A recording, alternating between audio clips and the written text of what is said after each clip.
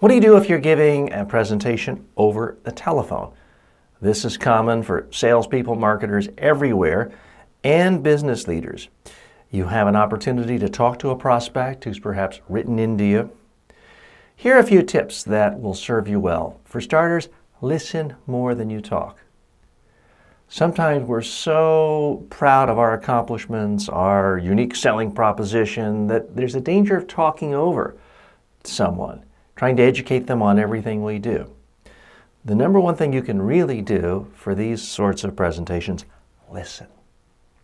The second thing you can do is don't talk over the person.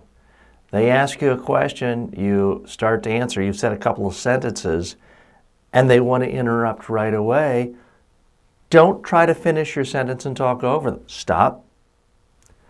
Let them ask their question because they're telling you what they're interested in. Focus on them. The third big tip, ask lots of questions.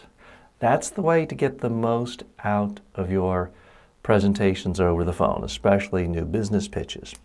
Listen, don't talk over, ask questions. Do that and you'll get better results.